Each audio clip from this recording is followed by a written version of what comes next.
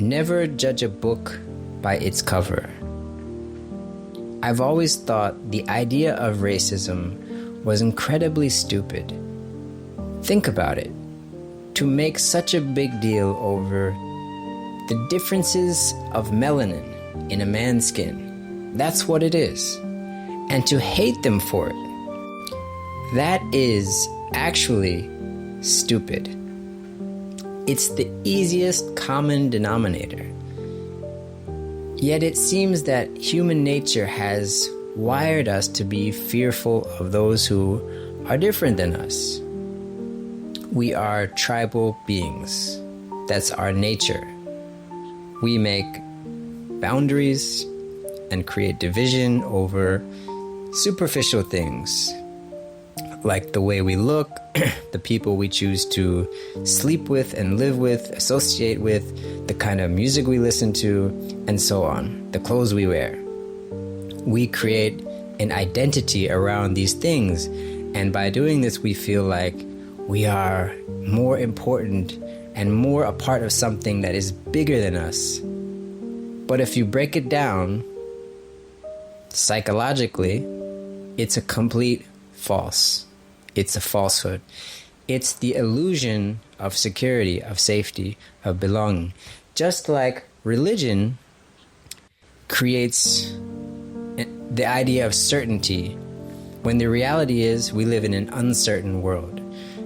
We don't know if we're going to die. We don't know what happens when we're going to die. We know we're going to die. But religion provides an answer. But the truth is, we can't answer that question because none of us have died.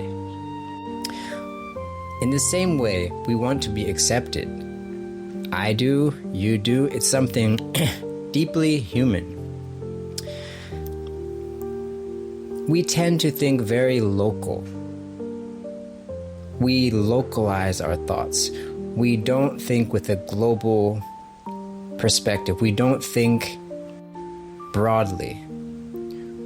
We think inside of boxes. And we are only able to relate to things that are relatable to us. If we can zoom out, whatever we need to do, broaden our perspectives, we will realize we are one human being living amongst a wide range of diverse humans on one planet. And even our planet is not that significant in regards to the universe. We look slightly different, but our human DNA is the same. There's no such thing as different DNA of different ethnicities. A Thai person doesn't have different human DNA than a South African person, even though they may look totally different. And we have written imaginary lines on Earth. And as tribes, part of these tribes, we have claimed this particular area as our own. We do this with imaginary lines, and we kill each other over those imaginary lines. We conquer. This is my home, my space, my line. Don't cross it. In fact, there's no biological basis for race in the first place. In other words, there's no such thing as a race. We have one genetic human race. And this is a fact. This is a scientific fact. Race is a category we have created as humans, just as we have created categories for different mental disorders in the psychological community. The problem we face is that as a collective, humans suffer from a mass mental disorder, a hypnosis of sorts. So it's sort of like calling the kettle hot. The easiest thing in the world to do is to judge. Anyone can do it. A child can do it. And children are constantly learning to judge. Part of the education system is teaching them to judge. I don't think this is correct, but that's what it is. Judgment is for the low frequency types. It's for the academically lazy.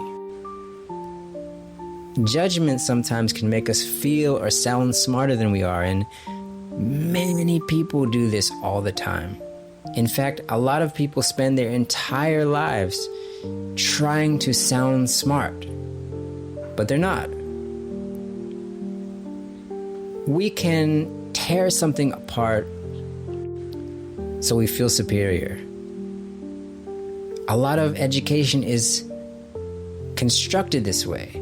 You become an expert in a specific field, and anyone who challenges your opinions or the status quo of that particular field, you can tear them apart.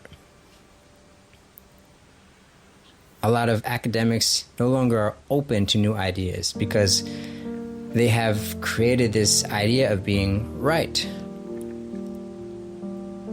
If you really explore what's happening when you judge someone or something, you're actually avoiding the judgment of yourself.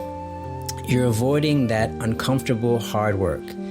I have spent my entire life doing the opposite of going into the discomfort, the unknown, and trying my best to sound less intelligent, to seem less impressive, because I rejected the entire premise of being an educated person and what that means.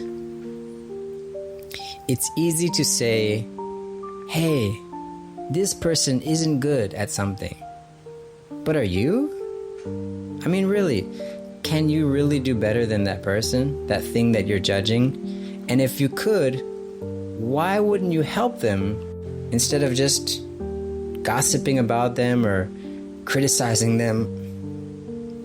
And if you could do better than them, why would you waste your time judging them? You see, when I break it down in this way, it's simple, but we're never aware of this. So we just keep on judging, keep on gossiping, and it's a repeated cycle. In fact,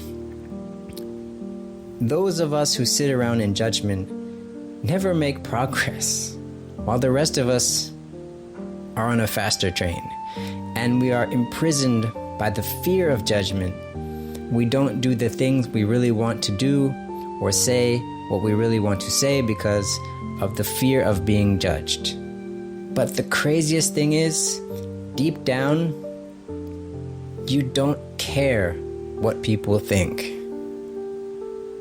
And you don't want to care, but you do. Your physical reaction says, I'm nervous, I'm scared, I'm worried, I can't say this, I can't say that. Because you don't know how to zoom out. You don't know how to open yourself. You're a closed person, but you don't actually care. So, what should we do? How can we improve ourselves? First of all, we need to change how we think. With our thoughts, we make the world, we create our reality. Understand that judgment is not the same as critical thinking, and that it doesn't do you any service to be a judgmental person. I am not impressed if you have a PhD. I'm not impressed by your position, or because you sound smart, or you talk in a certain cadence. I'm sorry, but I've been there and done that. I spent my entire life around published PhDs, and I know the tricks. I know the game. Second, you need to understand that you're really just judging yourself and your own limitations. It's a primal instinct, but it's for the low frequency beings, and I'm not talking to them right now. You are not that. You are higher than that. Thirdly, understand that judgment is an indication that you are a loser, that you're losing in life. Some people are just bored. They don't have anything to do. They don't have excitement in their lives. They don't have drama, so they create it. And meanwhile, aside from the melodrama in their head, life goes on all around them. No one ever has fun when they're in judgment mode. It's not fun. It's heavy. The saddest case is when people judge others for having fun, for laughing, or for being happy. Look at him walking into the room like he's happy. How dare he just thinks he's so cool and confident. This is the ultimate miserable state of mind. These are the algae eaters of humans. These are the bottom feeders, the low vibrational types, dim lights, low watts. You should ignore them at all costs because they're energy vampires. And I know some of you may say, you're judging them, right? But in certain situations, it's not necessarily like I'm judging, but that is what it is. And until people take some accountability, there's not much you can really do. Finally, I have to say, dealing with judgmental people is very challenging for me because it's a bummer. It's a Debbie Downer. It's a negative Nancy. It's a drain. It's a party killer. I have tattoos. I speak with a certain cadence. I choose to speak slower. I like to speak calmly. My parents come from a particular place in the world with a specific socioeconomic background. My skin is super white. I have imperfections about the way I look. Believe it or not, I was ashamed of all of these things. I even used to cover my tattoos because I think people will judge me. In my day job, I'm a teacher, and I think people think I'm not supposed to have tattoos. Even though I know this is idiotic, I know how people think, so I worry about their perception. But recently, I'm getting over this. I'm getting over all those things that made me feel heavy and ashamed. And I just have started to accept I am who I am. And I love who I am. Because if I don't, I'm wasting my time here on earth. It's taken me 37 years on this planet to realize this. And you're gonna judge me for how old I am. I know. But finally, I feel excited about life. I feel excited to keep walking this beautiful path, and I really mean it when I say I hope you decide to join me.